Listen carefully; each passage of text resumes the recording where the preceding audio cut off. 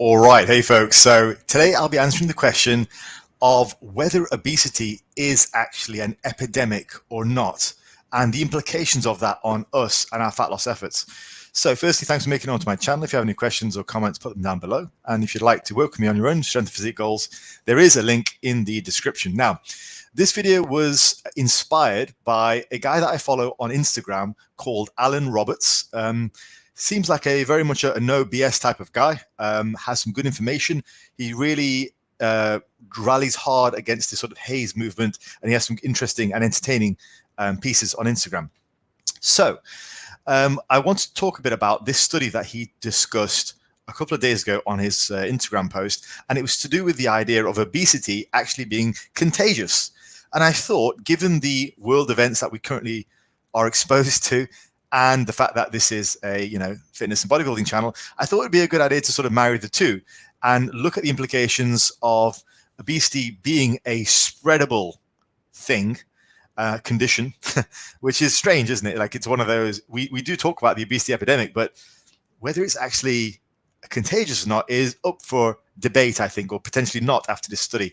So firstly, I thought it'd be interesting to kick off with some definitions. So an epidemic, a definition of that is a widespread occurrence of an infectious disease in a community at a particular time. Okay, so that seems like would describe obesity. But then we have that word there, infectious. Now, does that actually apply? Then if we look at the definition for infectious, it says likely to spread or influence others in a rapid manner.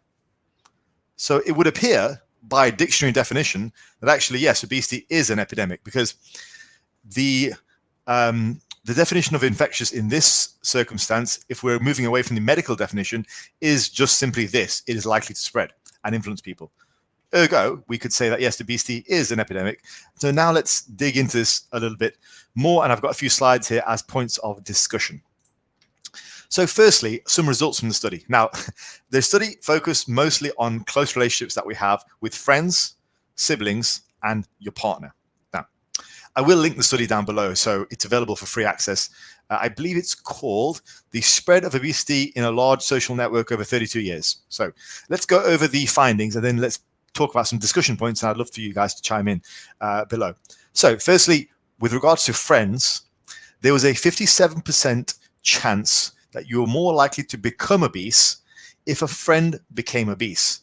And if the friendship was very close, that risk factor tripled. Okay, so it would work out to be a tripling of the percentage chance. So it wouldn't be like 160%. It would be, something more like 70%. That's pretty, pretty damning, really. So if you have a friend who's all of a sudden lost control, perhaps they've been not been able to go to the gym, not been able to go have their usual social networking because of world events, then there's an equal chance then that this might occur with you. So that's quite scary when you think about it, really. Now, next is siblings. Among pairs of adult siblings, if one sibling became obese, the chance the other would become obese is increased by about 40%. I mean, I can just talk on that for a while. Over the years, my brother and I, we are very close. I'm very lucky to have two brothers who I'm very close with. And the younger of the two, we've always matched body weight fairly closely, which is really strange. So I've usually been about 10 kilos heavier than him at any given time. When I'm leaner, he gets leaner. When I'm heavier, he gets heavier. It's really strange, but him and I are really close. And that probably highlights that relationship quite well. So. And finally, partner. If one spouse is someone from Liverpool. If one spouse becomes obese, the likelihood that the other spouse would become obese increased by 37%. Now, all of these relationships are more intense or more likely to occur if it's a same-sex relationship. I don't know how that works, but there you go. And for opposite-sex relationship, the chance is supposed to be less. So there we go. Now, let's sort of talk a bit about the implications that this has on us as a society. So firstly, the one that I wanted to discuss was social media. Now, I just want to speak a little bit about me being the owner of a relatively small channel. I love you guys, but I'm not one of the big time channels, and you guys tuning into my work, it makes me really happy. So I appreciate it. But even I've sort of seen that the relationship that I have with my viewers and that they have with me is it's a different type of relationship. It's a sort of a one-to-many versus many-to-one type of relationship. Now, when I was a school teacher, I used to be a teacher, and I would be, say, in my eyes, I would teach, I estimated that I taught thousands of students while I was teaching. Now, when you have it's a different relationship when you're one person who's taught thousands of people. Okay, your relationship to that each individual student is different. Now, their view of you is very different because you are perhaps one of maybe 12 teachers they've ever spoken to, right? Now, it always reminds me of when a student says, "Oh yeah, sir doesn't like me," like let's just say you've got to tell a kid off for something they've done wrong, or whatever it is, or you mark down their homework for something. Often, sometimes they take it personally. Okay, sometimes they take it personally, and they say, "Oh well, sir doesn't like me." That's never the case. And it always reminds me of that scene from Street Fighter when M. Bison is talking to Chun-Li. And Chun-Li, has all this big story about how M. Bison ruined her life. And M. Bison says, for you, the day that you fought, you encountered M. Bison, it was a deciding factor that changed everything about your life. For me, it was a Tuesday. That's kind of it. But the point I'm making with all this is that the relationship that we have to our influences, the people that we view, is a very uneven relationship. We take a lot from them. They don't take as much from us. It's just the nature of relationships of that nature. So 1 to like a million, a relationship is very different to that one person who sat at home watching you. And for them, it's a one-to-one relationship. And they're much more likely to pick up on your habits and your what you're promoting. So one of the things that Alan pointed out is there are a large number of people in the space who promote these unhealthy ideals.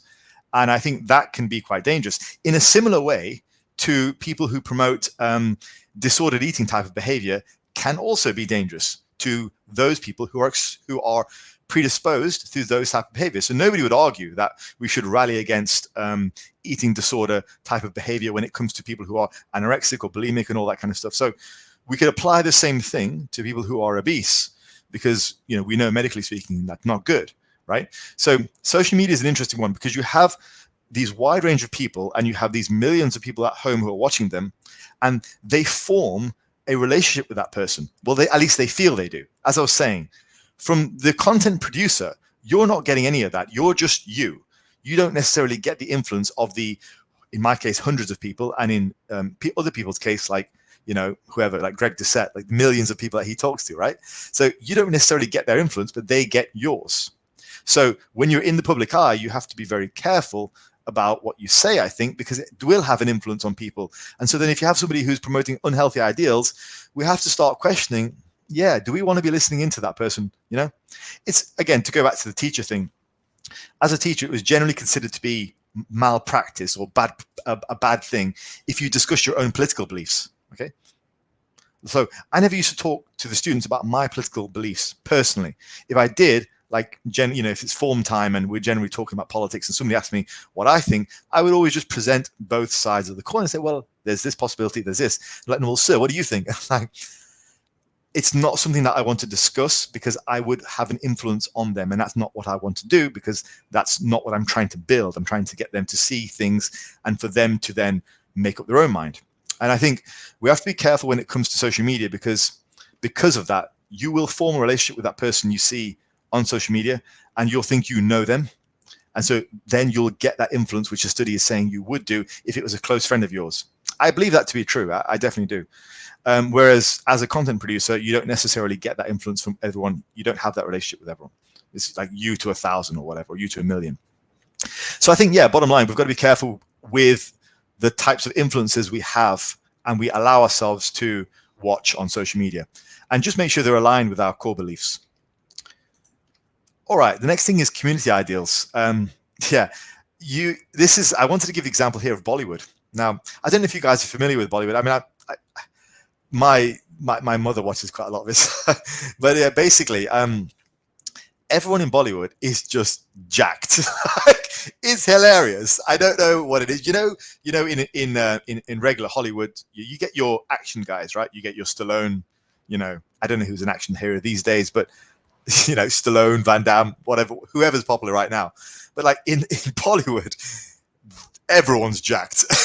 They're all ripped, massive. I'm like, what is this? But that seems to be the community ideal there, which is hilarious. Like it could be a regular sort of romance comedy, and the guys walk around just shredded six pack and like, what's this? But that's kind of their ideal, and it's accepted in their community as that is an ideal for a male physique, which I find one hilarious, but two really interesting for the purpose of what we're talking about, because I think ideals can run through a community, and if your own particular community has a negative influence on you, or well, if your own community doesn't align with your particular beliefs of what you want your body to look like, then that could have an influence on you, you know? Because it all comes down to, well, what are those people doing to holistically? No one's saying if you just look at a fat person, you go, oh, I quite fancy being fat. But it's more like the habits of what that person does. And as we know from the recent study, like everyone's metabolism is pretty much, accounted for up until about 60. So it's stuff you're doing. If you're not as lean as you want to be, it's stuff you're doing, right? So yeah, community ideal, this spreads as well.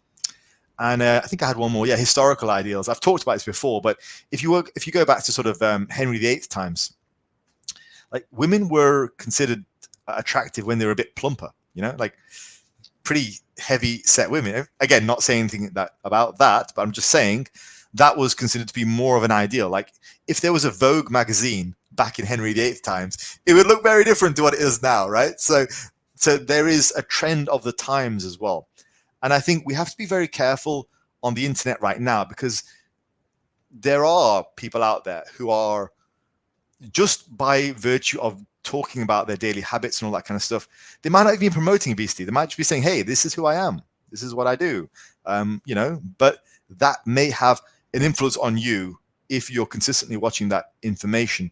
And I think that's something to be aware of, because as shown by this study, it can have an influence on you if you feel you have a relationship with that person, which is the key point, really. And I think that's here we go. It's the end of the sort of the slides there. So yeah, I think that's really quite an interesting and eye-opening thing. So I don't think anyone would argue that the people around you have the greatest influence on you as a person with other aspects of your life. Like, you've heard that phrase, hang around with 4 millionaires and you'll be the fifth one, and hang around with 4 losers and you'll be the fifth one. I don't think people could argue with that necessarily, but I think people have an issue when it comes to obesity because it's more of a sensitive topic. And I hope I've presented this in a most sensitive way. I'm trying not to be offensive and all that kind of stuff, because I'm just trying to present the science. So I'd love to know what you guys think of that. What do you think of these type of relationships? In particular, it's confirmed. The whole thing about spouses, siblings, and whatever is confirmed. But what do you think about the social media aspect of things? And do you understand what I mean about building a relationship with the person that you're watching? Let me know what you think, and I will. I'll speak to you guys next time. All right.